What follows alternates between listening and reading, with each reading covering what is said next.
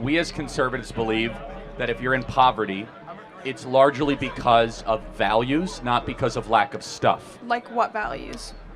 We hear Charlie Kirk and Vivek just taught destitution some lessons, but how? What did Charlie Kirk and Vivek Ramaswamy talk about poor people that has everyone losing their minds? Did they really crack the lazy poor code, or just dropped a truth bomb no one was ready for? Let me tell you a spoiler. It's so interesting that you won't want to miss it. Hi. Oh, my name's Erin. I'm a really big fan and I'm really excited to see both of you. I'm a little stressed because I feel like I could ask about, gun violence. I could ask about anti-Semitism on campus. So this girl, Erin, steps up, who is a social work major but also leaning Republican, yeah. She starts her question but then gets stuck into a word salad. But I feel like with an opportunity like this, I would really appreciate some personal advice. I'm here at the University of Pittsburgh as a social work major, and I'm really passionate about it. However, I have found gun violence, anti-Semitism, personal advice. It's all on the table until she realizes she's kind of lost in her own thoughts. I think I can help. The social work industry is very much about a perspective generally of that people in poverty are there permanently. And then Charlie steps in to help reshape her question, only to answer it as well. Honestly, Erin's question became his question, and he didn't even need her to finish. Not as a series of choices, but as a station in life that is immovable, largely. Right. Is that fair to say? That is fair to say. That's a little awkward, but hats off to Charlie for figuring out this puzzle. And see how she agrees with him. Well, that's Charlie Kirk, y'all. That's why my personal focus is on the children in underprivileged communities, because I personally feel like they don't choose to be put in that position, but I'm having a little bit of a difficult time. So Erin hits Charlie about helping kids in underprivileged communities because, hey, kids didn't ask for their struggles. But then she starts sweating about saying the wrong thing when it comes to the older generation. Empathizing with the older generation of... You can feel her thinking, how do I say this without sounding like Jean? Yeah, the girl who flashed Charlie and got humiliated after. But trust me, she isn't sounding any different than her, right? Underprivileged, and not in every community, but I don't know how to not sound bad. I know you are great at not sounding bad when you say stuff. And then she hits Charlie with a compliment. I mean, honestly, the whole thing is messed up right from the beginning. Young passion, nervous overthinking, and a vibe of, please don't come for me on Twitter. We'll see about that, lady. The Great Society from Lyndon Johnson. It was a series of policies that were designed to help underprivileged communities. Right. They hurt the very people they were supposed to help. How?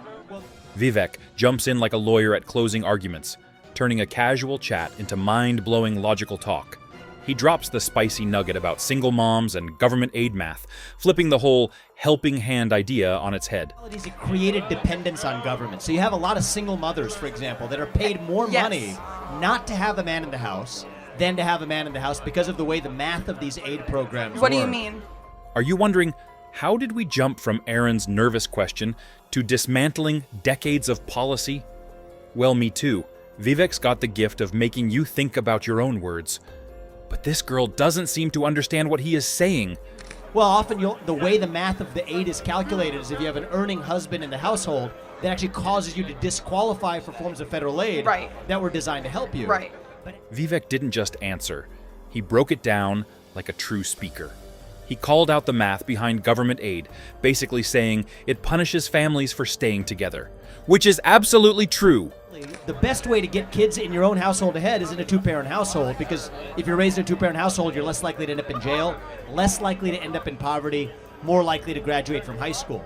Then he flips it around and hits you with stats. Two-parent households are the secret sauce for success. Fewer kids in jail, more kids in caps and gowns, that's the takeaway. So one of the ways that, if you're asking for advice, I would say for the people around you, even who might lean left, you can recognize their intentions come from a good place. Absolutely. But here's where it gets spicy. Vivek gives a nod to the left's good intentions, but drops the mic by saying their leaders' policies sold people out. But the policies of their leaders have actually betrayed the very people they were supposed to help. And you can let them know, because I believe this is genuinely true. Not just the Republican Party, but our conservative movement. We care about lifting people up from poverty. And of course, He wraps it with a bold statement that makes you believe he really is a pro at explaining and clearing things out. The other thing I'll say is that we as conservatives believe that if you're in poverty, it's largely because of values, not because of lack of stuff. Like what values? Charlie came in finally with a value-packed truth grenade. His message? Poverty isn't just about what you don't have, it's about the choices you make. Not saving money. Spending all of your money in your paycheck as you get it, for example. Abandoning your spouse after impregnating them. He listed examples as reckless spending, walking out on responsibilities, and blowing money on bad habits instead of planning for the future. Not spending all of your money on alcohol and drugs and instead opening a 401k. So values are the #1 predictor of entering the middle class. It wasn't indirect. It was a slap in the face. Do you feel the teacher-student vibe here? Because I sure do. And there's a great book called Life at the Bottom. You should read it, by Theodore Dalrymple, who's a social worker in the United Kingdom. It's called Life at the Bottom, where he got into social work because he wanted to help people. Then he pulls out a book recommendation, Life at the Bottom. I mean, if you're struggling, don't blame the system. Take a hard look at your priorities.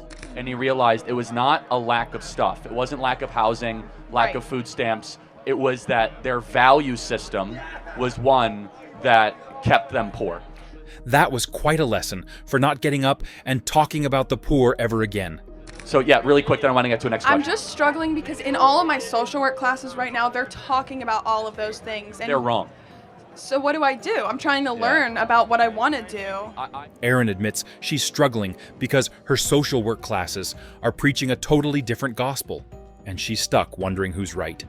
I think you need to stay in social work because you're called to do it, but there's an amazing amount of literature from Thomas Sowell to Shelby Steele to Theodore Dalrymple that get down to actual root causes of poverty, which is not lack of stuff. But Charlie, wasting no time, tells her to stick with social work, but not without throwing her professors under the bus first. But is worldview. And I think that'd be super helpful. Thank you so much. God bless you. Trump 2024. Yes, you want a hat? Thank you. Yes, great. Thank you. The subtle insult? He's basically saying, your classes are feeding you fluff, but I'll help you see the truth. And then, because it's Charlie, he finishes with giving her a hat, just to make sure the room knows where he stands. The whole thing was half mentorship, half roast session, but a classic lesson.